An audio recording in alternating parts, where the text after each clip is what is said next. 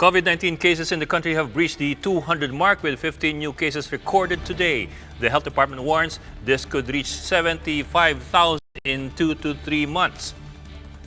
With 29 infections recorded in Quezon City alone, their local government is ramping up containment measures, officially putting 4 barangays or portions of 4 barangays under extreme enhanced community quarantine. The Interagency Task Force revises its guidelines on the enhanced community quarantine in Luzon, lifting the 72-hour deadline for those leaving for abroad. A hospital in Pasig City reveals that it's been sending home COVID-19 patients with mild symptoms. An expert thinks a priority-setting mechanism is necessary. The European Union is closing off its borders to address the piling cases of the virus in the region. Italy alone tallied at least 345 deaths in one day. And this might just be the safest place on earth right now, the Big Brother house, well, in Germany at least. Find out why later in the show.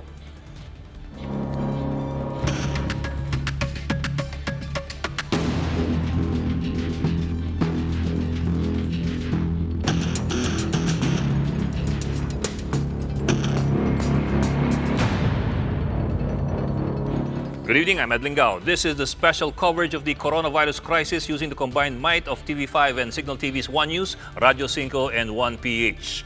The health department confirms 15 new cases of COVID-19, bringing the national total to 202 cases. There are also 3 more fatalities, putting total death count to 17. PH201, 58 years old, was a Filipino male from Lanao del Sur. He had travel history from Malaysia and was confirmed as a COVID-19 case after his death. PH57 was a 65-year-old Filipino male from Pasig City who traveled from London, while PH160 was a Filipino female, 86 years old from San Juan City. She neither had recent travel history nor exposure to any known COVID-19 case.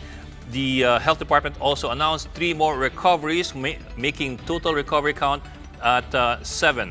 According to Health Undersecretary Rosario Verere, the country could have as many as 75,000 new cases of the SARS-like disease in 2 to 3 months if the pandemic is not contained. Experts say that one carrier can infect 2 or more persons in just one sitting, but the curve may be flattened, says Verere, so long as strict measures are put in place. Wala pong naging special formula para nakarecover itong mga taong itong mga may COVID-19 at na-discharge sila. Nagkaroon lang po tayo ng impormasyon, no, na itong pong mga nag-recover ay started off with mild symptoms. At saka po, wala po silang underlying conditions. And now let's take a look at the local situation via this tracker created by the Department of Health. We can see here that the cases are concentrated here in Metro Manila. You can see this big yellow dot here. 27 of whom are confined at the Research Institute for Tropical Medicine, or the RITM, while 26 are at the Medical City in Ortigas. There are, however, confirmed cases or known cases at the Ilocos Training and Regional Medical Center here, as well as a case in Siliman, in Dumaguete, over here, and another case as well at the Northern Mindanao Medical Center and the Davao Regional Medical Center. Now, in terms of the rate of infection, we'll go to this graph over here, down here. I'll blow it up. Now, take note of this steep blue line going up there that began to spike just during the first week of March. Now, prior to that, the number of confirmed cases in the Philippines was just hovering at 3. Now, we already have 202. Let's take a closer look at the cases, particularly their ages. We can see that the older people, particularly the ones from age 51 to 60, are at greatest risk. In the Philippines, almost 40 cases out of 202 confirmed are under this age group. Now, nearly 2/3 of these are male patients. On the bright side, if you might want to call it that, 7 people have recovered from COVID-19 in the country. Now, in one of our newscasts earlier, the medical city in Pasig revealed that out of the 23 COVID-positive patients under their care, some were already sent home to undergo self-quarantine as they only experience mild symptoms. Dr. Carl Henson, the head of the epidemic response team of TMC Pasig, says that some of the patients who tested positive for the virus were transferred to other medical institutions, while those who were stable and were only showing very mild symptoms of the virus were placed on home quarantine. He said there are currently only 16 COVID-19 positive cases in their hospital, 2 of whom are under the intensive care unit, while 14 are in their regular units. He also said that there are patients under investigation in their care, 8 of whom are in ICU, while 41 are in their regular units. Right now po, for patients po na with very mild symptoms, bata, walang masyadong medical problems, tapos mild ang symptoms, they can actually stay home for quarantine. Hindi po lahat ina-admit sa ospital. A Health Department and World Health Organization consultant, Dr. Troy Hepte, explains that hospitals are prioritizing COVID-19 cases that are experiencing severe symptoms. He says a priority-setting mechanism should be in place. Hepte adds that cases in the country are expected to still rise within the next 2 weeks. Dapat talaga mapaigting natin yung ating mga ginagawang measures ngayon. It will take at least 2 weeks, Ed, for us to have parang an observation na kung magpa-plateau or bababa yung number of cases natin. But in the coming 2 weeks, pataas pa ito ng pataas siguro. Selected areas in at least 4 barangays in Quezon City have been placed under extreme enhanced community quarantine due to the COVID-19 threat. Now, to give us further details and what exactly that means, Camille Samonte joins us live from Barangay Kalusugan, one of the barangays in which one area at least is placed under extreme quarantine. Camille, kamusta ang sitwasyon dyan?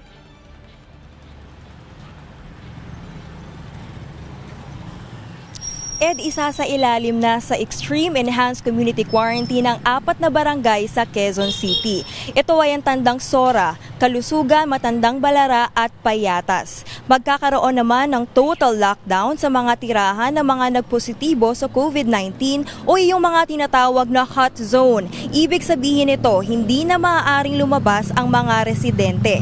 Padadalhan na lamang sila ng pagkain at iba pang importanteng supply mula sa local government unit. Inanunsyo ito ni Mayor Joy Belmonte sa isang press conference kanina. Parehong may 3 kaso ng COVID-19 sa barangay Tandang Sora at Kalusugan. Ang 2 barangay ay itinuturing na hot zone. Dahil dyan maglalagay na rin ng mga checkpoints dito para matiyak na susunod ang lahat ng residente. Habang nasa warm zone naman ay yung within 500 meters ng bahay na nasa hot zone. So ipaitutupad ito bukas ng 6 a.m. So Ed, sa ngayon, nasa 29 na ang kumpirmadong kaso ng COVID-19 dito sa Quezon City. 3 riyan ay nakalabas na sa ospital, habang may isa na ring nasawi na nakatira naman sa Matandang Balara. Ed? Okay, Camille, konting pagkaklaro lamang, no? Yung extreme quarantine or lockdown or whatever it is that you want to call it, does that involve all 4 barangays or only portions of the barangays kung saan mukhang may mga tao pa sa likod mo, nag-jumping jack pa yung isa dyan eh. Di ba dapat naka-quarantine yan? But anyway, yun nga eh, does it involve the entire barangay or only selection? Actually, Ed, before tayo...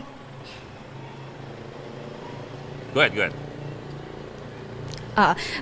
Share ko lang, no, Ed, before tayo umere, actually may mga nag-iikot na ng mga barangay at pinapapasok na sa bahay yung mga residente naglalakad-lakad na wala namang ginagawa. So to clarify lang, no, pag yung nasa hot zone, which is yung Barangay Kalusugan at Barangay Tandang Sora, ang sinasabi doon na yung total lockdown talaga ay yung bahay nung pasyente, kung saan yung nagpositibo doon sa COVID-19, not necessarily yung buong barangay. So yung mga kasamahan or yung kaanak nung nagpositibo nung pasyente, sila na yung hindi papayagan na lumabas at mag-ikot-ikot sa kanilang barangay. Ed? Okay, mabuting klaro yan eh kasi maraming nagpapanik kanina doon sa social media na mukhang yung buong barangays yung parang parang ila-lockdown. Sa bagay, naka-lockdown naman tayong lahat ngayon, pero mas extreme itong lockdown na to.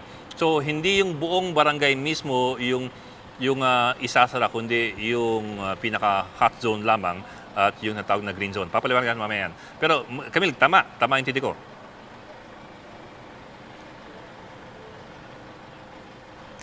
Yes, tama Sir Ed. Tapos linawin lang din no, yung mga 29 na yung confirmed cases ng COVID-19 dito sa Quezon City. So, yung 29 na patients na yon ay nakatira sila sa 23 na barangay. May binigay na listahan kanina sila Mayor Joy Belmonte kung saang barangay itong mga pasyente na to. So, ayon sa NDRMC, considered na rin na may strict monitoring and surveillance na itong mga barangay kasi tinitignan nila na baka may community transmission na. So yun yung hinihigpitan na nila, kaya as much as possible paulit-ulit nga sila sa mga residente ng Quezon City kung hangga't maaari ay wag nang lumabas ng kanilang tahanan kung wala namang bibilhin na pagkain or hindi naman magpapagamot. Ed? Okay, sige. So, yun po paalala sa lahat. Hanggat maaari, huwag po kayo lalabas kung hindi naman kinakailangan. Lalo yung nasa likod mo kanina na nagka-calisthenics. Maraming salamat, Camille Samonte, joining us live from Barangay Kalusugan in Quezon City. Now, we must emphasize that only selected areas in Quezon City barangays, or these barangays that we mentioned already, are being placed in extreme lockdown and not the entire barangay. Now, there is a reason for this. Quezon City now has 29 confirmed cases of COVID-19. Let me just advance this a bit. Okay. Quezon City now has 29 cases. That's 14% of the national total and a quarter of the total in Metro Manila alone. Now, under this new system in Quezon City, the houses of those confirmed cases are now declared as hot zones. Ano po ang ibig sabihin nito? Okay, ang hot zone po, yung bahay mismo ng kumpirmadong kaso. Malabang yung pasyente mismo, wala na dyan sa bahay, nasa ospital na po yan at doon nga siya na-confirm na meron ng COVID-19. Pero yung bahay po niya mismo, kung saan yung pamilya niya, asahan po natin na may close contact sila. So maari lamang na nahawaan yung kanyang pamilya. So yun po, as a hot zone, yung bahay na yun is no entry, no exit area unless talagang super emergency kung saan naman na inaprubahan na dapat yan ng health officials kung may gagalaw. So it's the residence itself. There will be no activity going in or going out allowed. Food and essentials will be delivered by local officials to that house. Hindi po pwedeng lumabas yung mga nandun sa bahay. Pwede lang siyang padalhan ng pagkain at anumang kailangan ng mga local officials. At yung pagdala po ng pagkain at kagamitan, hindi po personal na gagawin, kundi iiwan lamang doon sa harapan ng bahay o kung ano man, doorway siguro, at doon po pipikapin ng nakatira sa loob. So hindi po pwedeng lumabas at wala po pwedeng pumasok sa loob na basta-basta lamang. Yun po yung hot zone, yung pinakabahay mismo.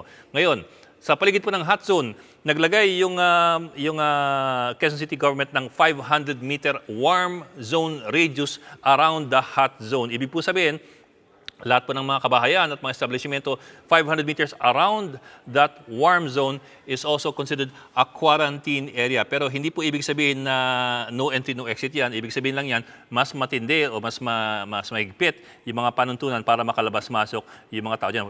For example, kung subdivision yan, kahit pa paano, kailangan lumabas ng mga tao. So ano po ang mga panuntunan yan? Yung warm zone po, 500 meters nga around the house, may mga checkpoints na sa paligid ng warm zone, controlled area na po yan. Mga tao i-screen dun sa mga checkpoints para makapaglabas-masok, check yung mga ID, check yung mga sintomas, check yung mga purpose nila for leaving the warm zone, at they will all be placed under strict monitoring and there will be safety protocols to be followed to the letter. At kagaya po ng sabi ko kanina, meron pong mga checkpoint dyan specifically for the warm zone para hindi po labas-masok yung mga tao. Yan po. So yung mga nasa labas ng warm zone, hindi po kayo kasama dun sa special quarantine area nito, pero kasama pa rin kayo dun sa Luzon quarantine area, so wala rin po kayo lusot. Yun lang, mas kontrolado lamang ito. Ngayon po, ito po yung ilan sa mga binanggit na areas doon sa press con kanina, ang St. Catherine, ang Parkwood subdivision, I think it's Parkwood Hills, isang area sa Himlayan Road sa Tandangsora kung saan sila maghihigpitin daw at isang area sa Payatas. Meron pa binanggit kayo na si Mayor Belmonte at yung kanyang mga opisyal na meron na tinatawag na facility quarantine. Ibig pong sabihin, maglalagay po ng mga no entry and no exit checkpoints doon po sa paligid ng ilang mga ospital kung saan merong maraming mga COVID-19 patients para hindi po basta-basta labas-masok yung mga tao. So, for example po, doon sa area ng St. Luke sa Quezon City, I think this is around Barangay Kalusugan, may checkpoint na po from Trinity College sa E. Rodriguez hanggang sa isang stoplight, hindi lang tayo sigurado kung aling stoplight doon pero konti paglilinaw po pa po yan sa Quezon City. Doon naman sa paligid ng East Avenue Medical Center at ng Heart Center kung saan may mga kaso rin. Meron na rin pong checkpoint dyan. I think from BIR to Elliptical, hindi po basta-basta pwedeng pumasok dyan. So yun po, these are just some of the measures being put in place by Quezon City to address the growing number of victims of COVID-19 in the area. But it is not just in Quezon City. A portion of Manila, particularly in Tondo, was placed on lockdown as residents continued to loiter in the streets despite an enhanced community quarantine. Now, to give us more details on this, we have News 5 correspondent Gary De Leon reporting to us live from Manila. Gary, kamusta dyan? Nilagyan na nga ng barikada ng mga barangay ang kahabaan ng Dagupan Street dito sa District 1 Zone 4 sa Tondo, Maynila.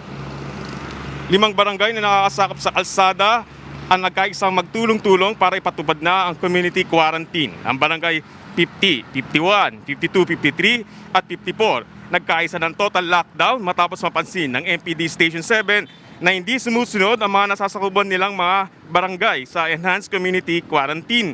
Marami pa rin kasi ang nakatambay sa labas, mga nagtitinda sa paligid at mga taong nag-uumpukan. Nagkaroon din ng panik ang mga tao na may maibalita nga at chismis na nagkaroon ng COVID-19 sa Barangay 51. Pero nilinaw ng Barangay 51 na fake news ang balita dahil nakauwi na sa bahay nila ang nagkasakit at nagnegatibo naman daw ito sa virus. Nagkaisa 5 barangay na i-lockdown pa rin ang mga kalsada na nasasakop ng kanilang barangay at bigyan hanggang ngayon na lamang na taning ang mga nagtitinda at maliliit na negosyo sa barangay. Kaya mamaya, alas 12 ng madaling araw, sisimulan na nga yung lockdown at kailangan kumuha ng barangay certificate ng mga residente para yung isa sa kanila ay pwedeng maglakad sa kalsada, lumabas ng bahay at yun lamang ang papayagan ng barangay. Okay, Gary, paglilinaw lamang para hindi nalito yung mga kababayan natin kasi ang daming barangay na binabanggit mo Itong mga barangay na binabanggit mo na may total lockdown, ibig sabihin, hindi sila pwedeng gumala pag wala silang sertifikasyon mula sa barangay, tama ba? So dapat may papeles sila? Tama ka, 5 barangay. Barangay 50 hanggang 54, nasakop ng Zone 4, District 1 sa Tondo, Maynila. Sa kahabaan niya ng Dagupan Street. So, magkakatabing barangay yan, isang kalsada lang yung pagitan. Ibig sabihin, kung taga-barangay 50 ka, hindi ka pwedeng tumawid sa barangay 51 o barangay 52. Kailangan mong kumuha ng barangay certificate na ikaw ay residente ng barangay 50 o barangay 51, pero doon ka lamang pwedeng maglakad at bumili sa mismong barangay mo. Hindi ka pwedeng lumabas. At isang tao lang ang pinapayagan ng barangay na lumabas ng kanilang mga bahay. Kapag ikaw ay lumabag, 5,000 pesos ang penalty na ipapataw nila sa iyo o ikukulong kanila pansamantala sa kanilang barangay. Okay. Maigpit yan May kasama pang kulong. Teka, ano to? Barangay ordinance? Ano ba tawag dito? What exactly are we calling this? Parang ipapasok na rin kasi nila yung talagang kanilang barangay ordinance at saka yung curfew ordinance nila. At sinasabi nila, yung pagpapatupad nila ng lockdown ay may akibat naman talaga raw na penalty, which is 5,000 pesos yung kanilang sisingilin sa kanilang mga mahuling lalapag. Okay, Gary, I assume na kasama nila yung PNP dyan o yung mga kagawad lamang magpapatupad dyan? Kasi medyo, alam mo, pag may pasaway tayo minsan, hindi kaya ng barangay lang yan Lalo na yan na merong kulong at merong 5,000. So, hindi basta-basta yan. Tama ka 24,000 plus ang populasyon ng 5 barangay sa Zone 4, District 1. Sasamahan sila ng PNP Station 7 sa pagpapatupad itong lockdown. Okay. So may police authority sila. Kasi medyo mahirap nga naman pag kagawad lamang ang mga huli sa'yo at ikukulong ka pa. Sige, maraming salamat. Gary De Leon reporting live from Manila. The Interagency Task Force made tweaks on its guidelines on international flights. Now, overseas workers, balikbayans, and foreigners may fly out of the country through any hub in Luzon anytime in the month-long quarantine period. But they should only travel to airports within 24 hours of the date and time of their departure. They should also bring with them supporting documents such as tickets, boarding passes, or flight itineraries to show to authorities manning checkpoints. They will be allowed to travel in a private car. They are also allowed to be accompanied by one person. Of course, somebody has to drive home.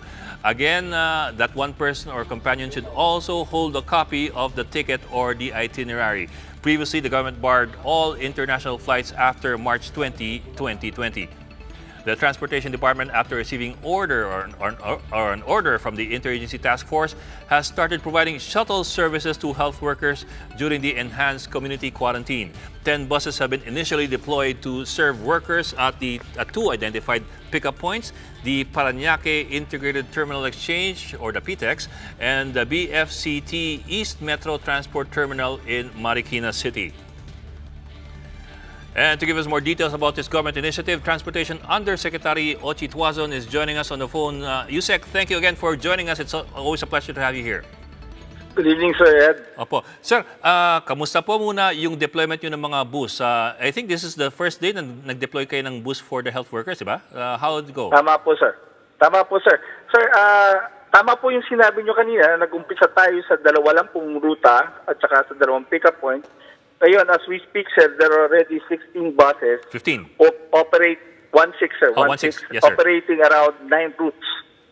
Okay. So, binrake up, sir, namin yung mga ruta para mas madaling makasakay yung ating mga medical health workers, mas madali rin sila makarating dun sa mga hospital na kanilang nagtatrabahuhan. Yes, sir. Yes, sir. But I would imagine na madali yung drop-off point dun sa mga hospital kasi ano lang yan you go to this hospital and to that hospital and to that hospital, Yes, and that's pretty easy. I'm wondering lang about the pickup point. I mean, how were you able to rationalize the pickup points? Kasi syempre, you're talking about people who are coming from all over the place and from so many provinces. Yes, sir. Ang ginawa po namin, nilocate namin po yung aming pick-up points dun sa mga areas na madalas puntahan po ng mga tao na accessible sa kanila. Katulad po ng mga malls, yung mga terminals natin, integrated terminal. Tapos po, may mga ruta po yan eh. May ruta pong dinadaanan. Pag may medical worker po na mag-iintay doon at madadaanan, pipick upin din po yun. Opo. Okay. Pag along the way, walang problema. Wala pong problema. Opo. Well, Yun nga lang po, they Yes, will sir. have to be checked po. Ha? Yes, sir. We will have to follow the protocols ng DOH on screening before they're made to enter the bus. Yes, sir. And I'm certain that they would insist on that protocol as well if the bus driver forgets. These are health workers Yes, we're talking right. about. Oh. So they know exactly Yeah, what they're that's doing. Yes, that's true, sir. Opo. Yes, sir. But, well, of course, this would help tremendously. But I'm also wondering din, sir, I suppose that they would still have kahit papano some sort of problem going to the pickup points. I mean, especially if they live in an area that's a bit remote. So I guess that's going to be a bit of an issue pa rin, although this helps a lot. Yes, sir. Initially, these are just the initial routes, sir. We will have to. We are basing our evaluation on what will be happening today. Then every day, sir, we will review the routes. If Yes, we have sir. to extend the route, we will extend the route.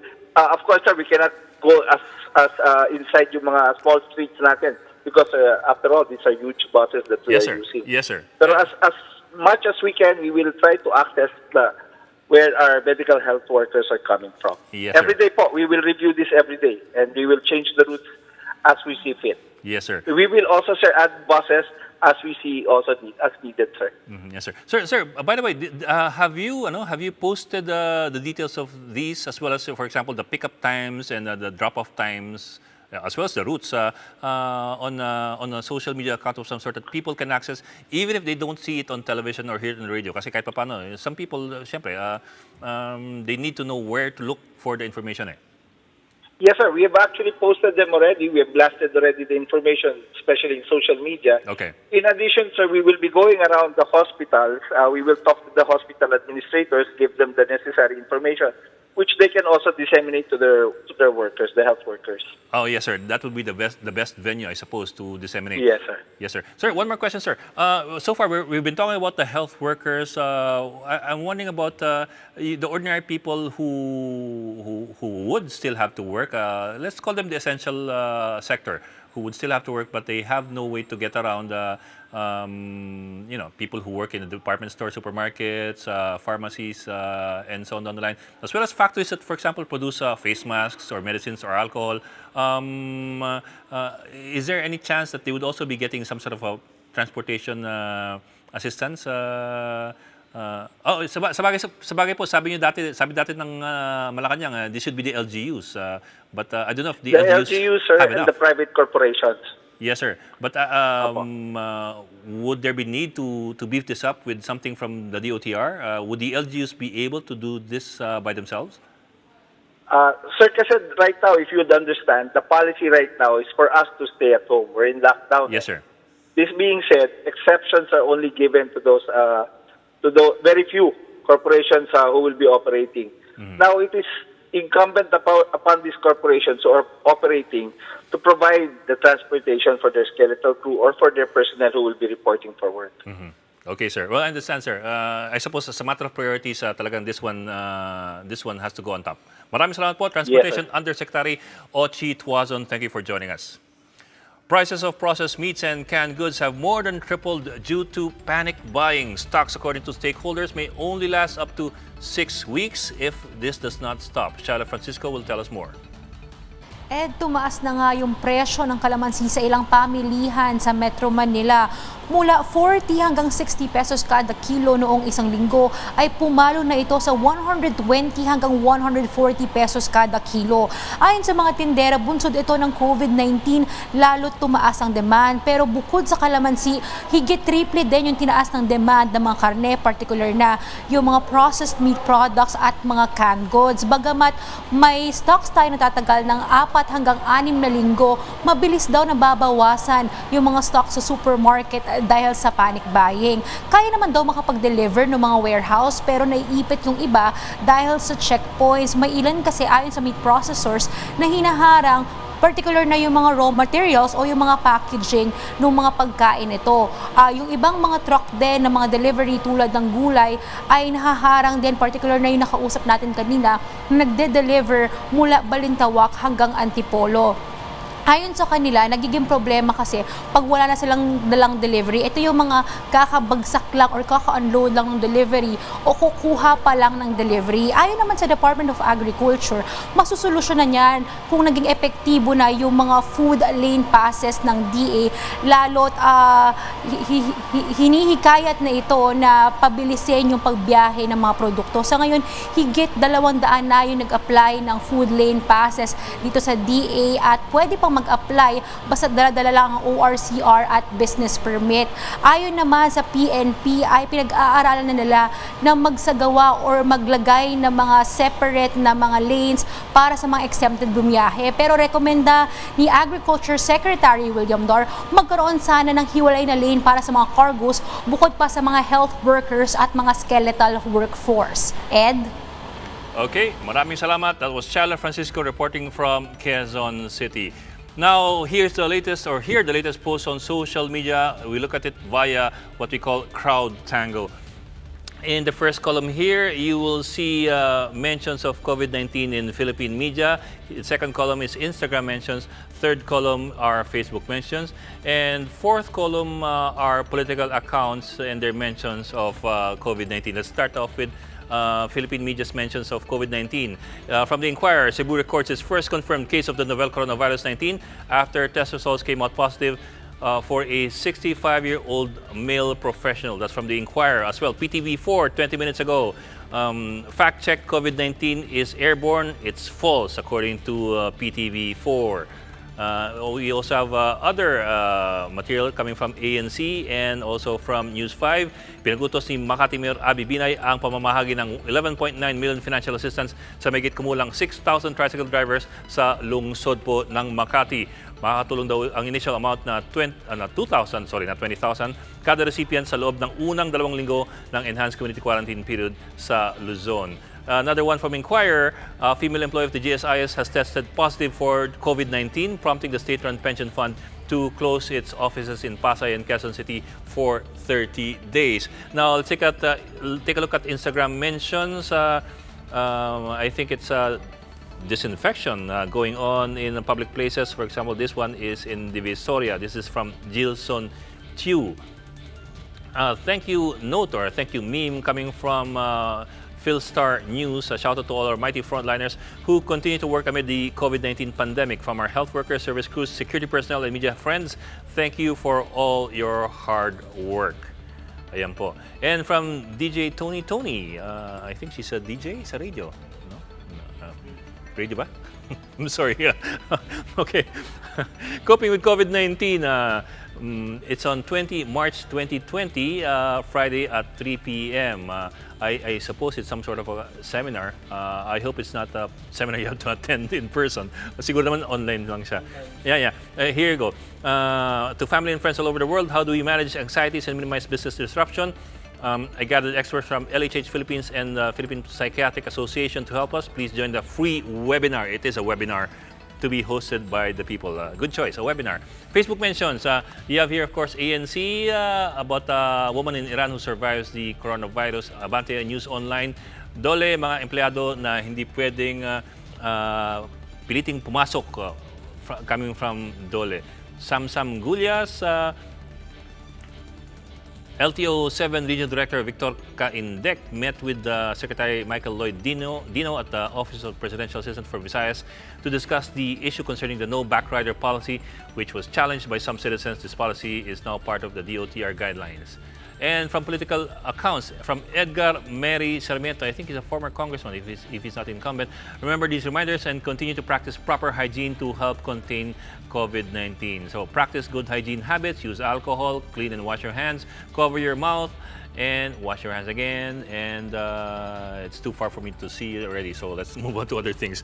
Now, one local official whose name has been making the rounds online, Pasig Mayor Vico Soto, the city is now heightening its disinfecting measures. Lynn Olvario will be giving us the latest in Pasig from Barangay Maybunga. Lynn, ano pa ang ginagawa ng mga taga-Pasig dyan? Bok, good news naman tayo ngayon dito sa Pasig City. Sa entrance pa lang ng Pasig City Hall, bago makapasok ang kahit sino, dinidisinfect muna sila isa-isa ng alcohol. Dadaan din sila sa sanitation tent na ginagamitan ng chlorine solution. Maging si Mayor Vico Soto dumadaan rin sa proseso ng disinfection. Hindi lamang daw sa City Hall yan, maging sa kanilang mga ospital at kalsada.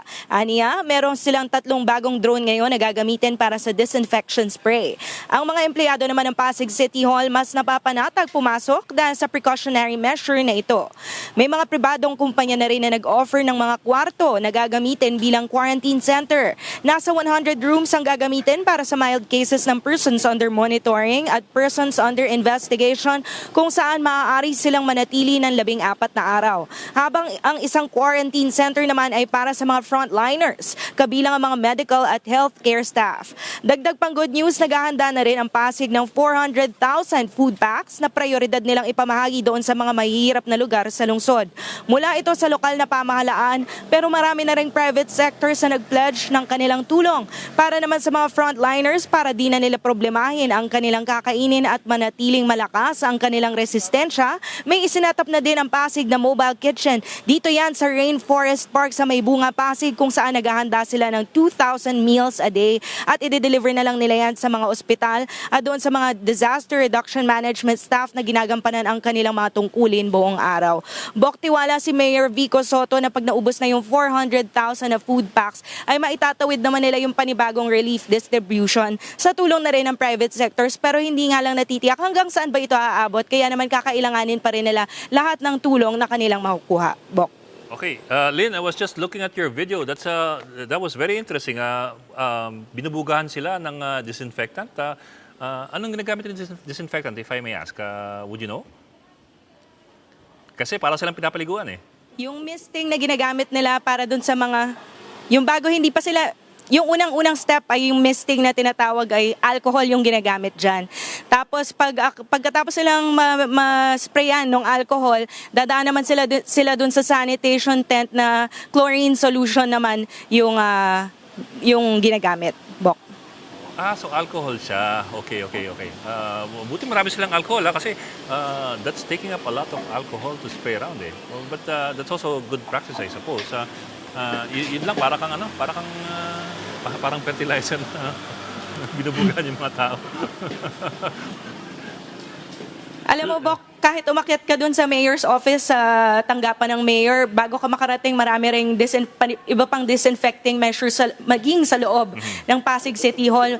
Maski yung pila sa elevator, kailangan magkakalayo kayo. Limited number of people ang pinapayagan sa elevator. Paglabas mo ng elevator, panibagong spray na naman ng alcohol. Bok. Okay, Lynn. If I may ask, baka lang sakaling alam mo, kasi kahapon naging controversial si Mayor Vico Soto dahil sinabi niya na papayagan pa rin ng Pasig na bumiyahe yung mga tricycle dahil kailangan ng mga taong makapag-ikot. Kahit mga essential personnel, kailangan na makapag-ikot o pumunta dun sa kanilang mga trabaho. I'm wondering how it is now in Pasig. I suppose by now, tricycles pinagbawalan na rin. Ganun ba? Bok, may mga nakikita tayo papunta dito at habang kanina nag-ikot tayo dito sa Pasig, marami naman tayong nadadaanan o nakakasalubong ng mga tricycles na pumapasada pa. At yun yan, nananawagan din si Mayor Vico Soto na sana payagan ng national government yung pagpasada ng mga tricycle dahil mas maraming kumbaga mas maraming mamamatay kung hindi mo maita-transport yung mga pasyente papunta sa mga ospital, katulad ng paglalakarin mo yung senior citizen o kaya yung pasyenteng bagong opera papunta sa ospital ng 5 kilometro, mas magiging mapanganib yun kung hindi papayagan yung tricycle within the city of Pasig. Bok. Okay, Lynn, baka rin sakaling alam mo yung sagot. Earlier kasi may balita nga na bumili yung Pasig City ng 3 drone na mag-disinfect. Did they by any chance show the drones already to you guys or on the way pa lang dito? Hindi pa nila ipinapakita yung drone. Bok, nabanggit lang yan kanina sa atin, Mayor Vico. Kasi interesting yun. Paano nila pipiliin kung saan magbubuga yung drone ng disinfectant at pangalawa, ano rin mga Pilipina, baka mamaya may umarbor ng drone.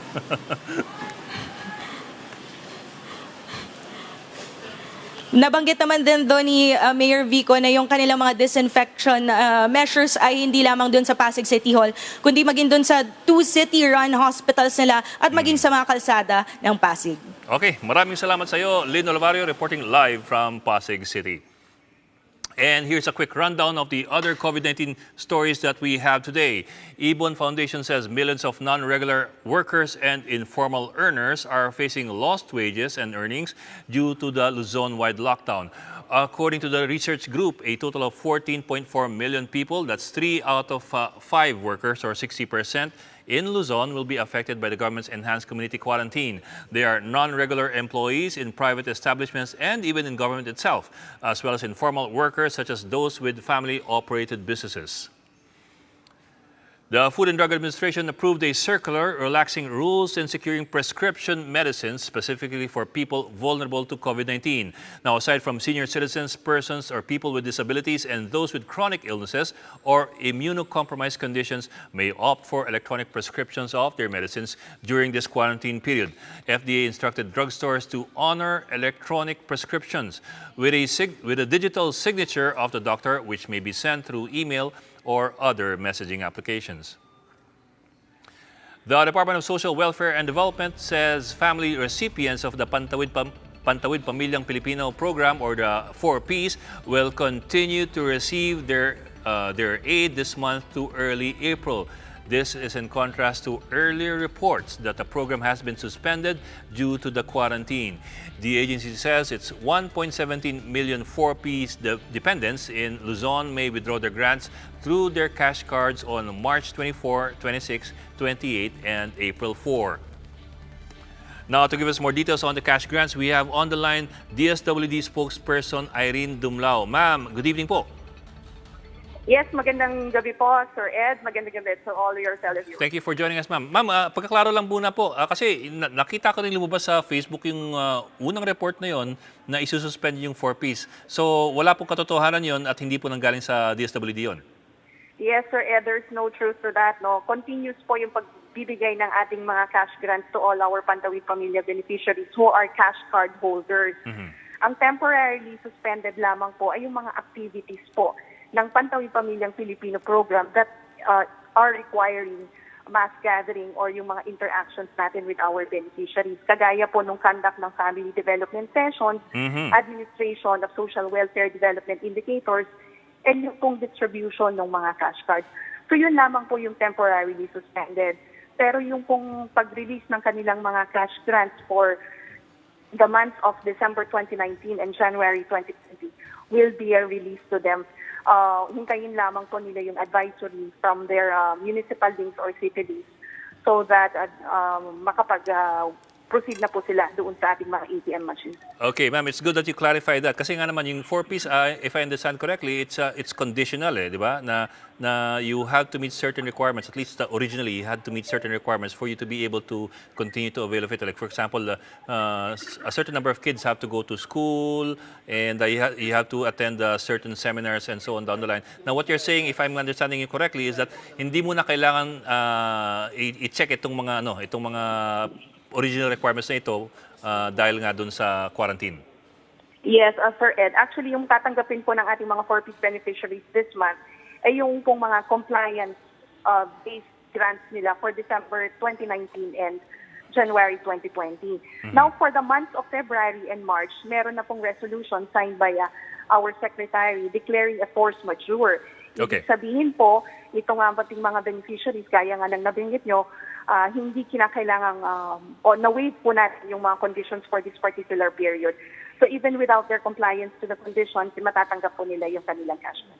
Okay, kasi this is not exactly the best time for them to send kids to school. Una-una, walang eskwelahan. At pangalawa, it's going to be a crowded area, so you wouldn't want that then. So, ma'am, if I may, I'll shift to another topic, if I may.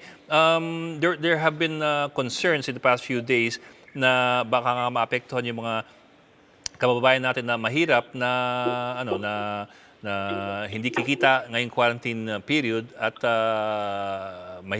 baka mahirapan din bumili ng pagkain as a result of that. And the President tasked DSWD, among other agencies, to help in sorting out a social amelioration program. I'm wondering po how that is going.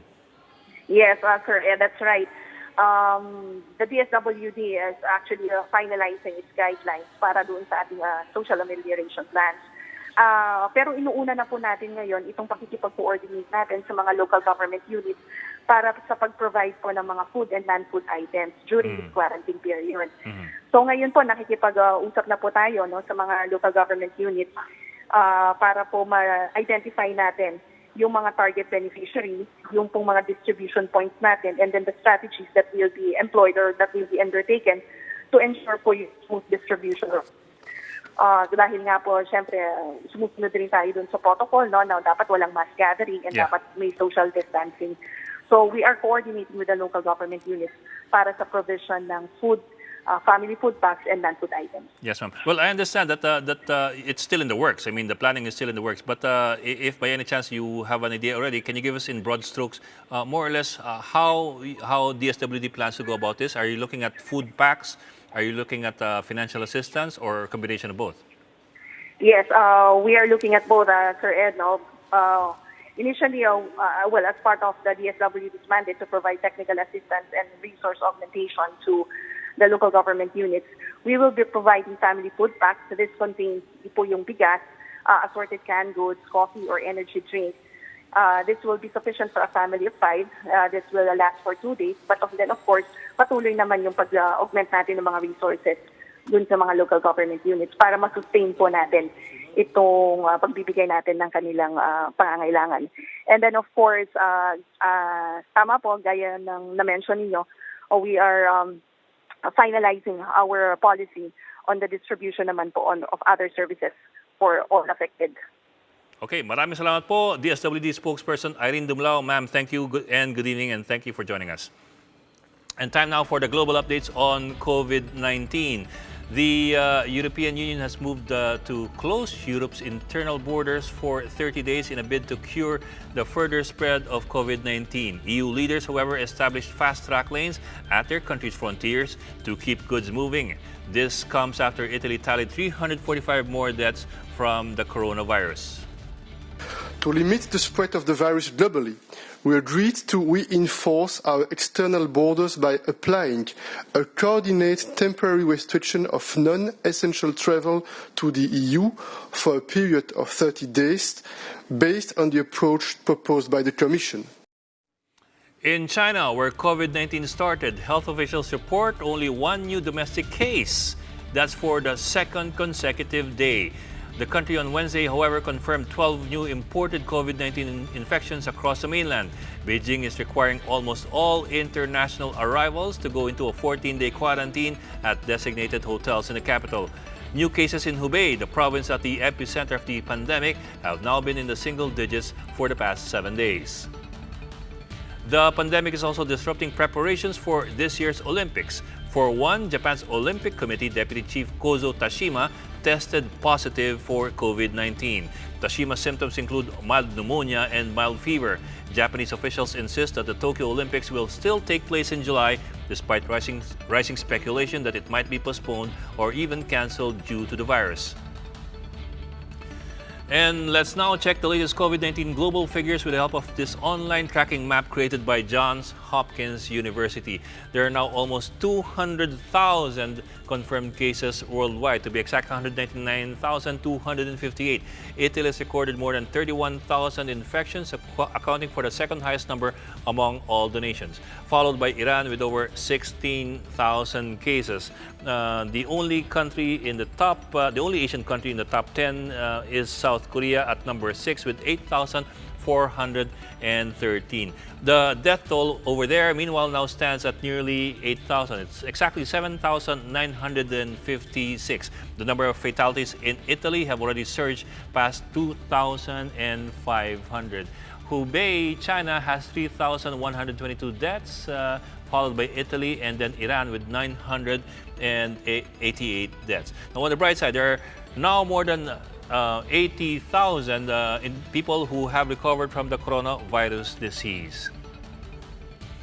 With the pandemic spreading far and wide, do you ever wonder, is any place still safe? Well, you might want to visit the Big Brother house in Germany. A group of 14 men and women have been staying in the famous house since February 6. That time, cases were just starting to pile up in Wuhan, and since then they have been cut off from news as they compete for the country's 13th season of the reality TV show Big Brother. An uproar on social media led the producers to announce a live special episode in which the housemates will be finally told of the growing health crisis. And that's the latest on the enhanced and expanded community quarantine in Luzon, brought to you by the combined might of TV5's News 5 and Signal TV's One News, Radyo 5, and 1PH. For more updates, follow News 5, The Philippine Star, and Business World Online. I'm Ed Lingao. We are One News.